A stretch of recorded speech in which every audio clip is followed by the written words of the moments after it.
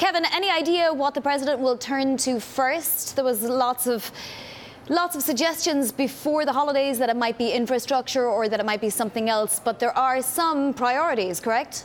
Good morning, Vonnie. Yes, I can tell you that I've spoken with several sources, both at the White House and in Congress, who tell me that the president wants to focus on infrastructure. That said, those deficit hawks that were quiet during the Republican tax battle are not going to be quiet during infrastructure. And in fact, already several members of the House Freedom Caucus within the last couple of weeks have said that they want more details about what infrastructure will mean. Now, the president's chief of staff, General Kelly, was scheduled to meet with top Democrats later this week to again address some of their concerns for the potential itinerary of sorts that the president and the administration will take up this year. It's not just infrastructure that the president could deal with Democrats on. It is also the issue of DACA and immigration. The president and Congress have to pass some type of partial government funding bill by January 20th in order to avert a government shutdown. And Senate Majority Leader Mitch McConnell says that they have more time on the issue of immigration and dreamers,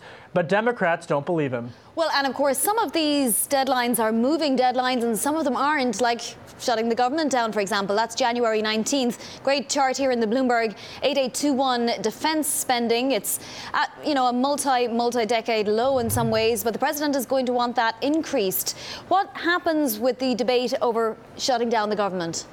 Well, it's just going to continue, and I think that on the issue of defense spending, you're going to hear more critics come out from the Republican Party to advocate for there to be additional defense spending. And we saw that a little bit just ahead of the holiday, Vonnie. But, I think that we should also note the geopolitical risks of what's going to be coming in the first quarter of this year, with the issue of North Korea certain to grab more headlines, particularly as the Winter Olympics are scheduled to begin in just a couple of weeks in South Korea. And, of course, the president very much keeping an eye on what's going on in Iran with those protests.